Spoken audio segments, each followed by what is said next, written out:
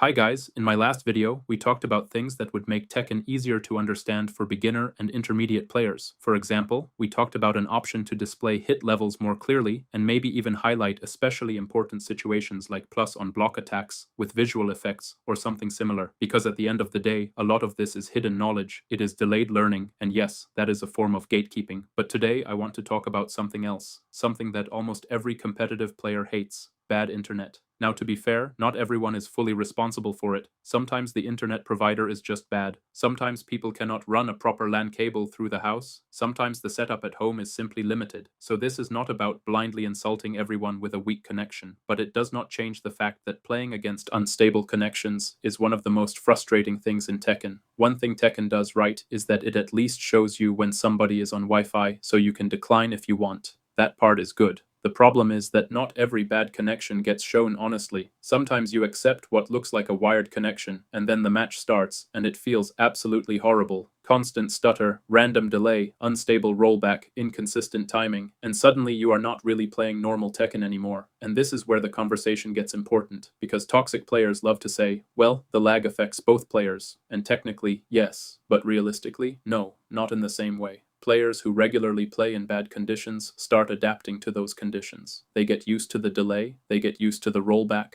they get used to weird timing, broken rhythm, and situations that feel unnatural. But if you are someone who usually plays on a stable connection, that kind of match completely throws you off. Your punishment timing changes, your movement timing changes, your defense changes, your reactions change, even your confidence changes. And in a game like Tekken, where tiny timing differences matter, that is a huge deal. In some cases, unstable connections can even create fake mix-ups. Situations that should be reactable suddenly become much harder to deal with consistently. Situations that should be manageable suddenly feel like guesses. That is not healthy competition. That is distorted competition. And this really hit me again when I watched Moonsault Slayer. I kept noticing the same thing over and over. Consistent delay, consistent rollback, consistent high ping, and I was asking myself, how is a high-ranking Yoshimitsu player getting away with this so often? Then it clicked. The connection itself was becoming part of the game plan. Take again Yoshimitsu for example. He has some situations that are normally not real mix-ups against alert players. For example, his unblockable low options that are reactable if the match is stable and if the player is ready. But once the connection is bad enough,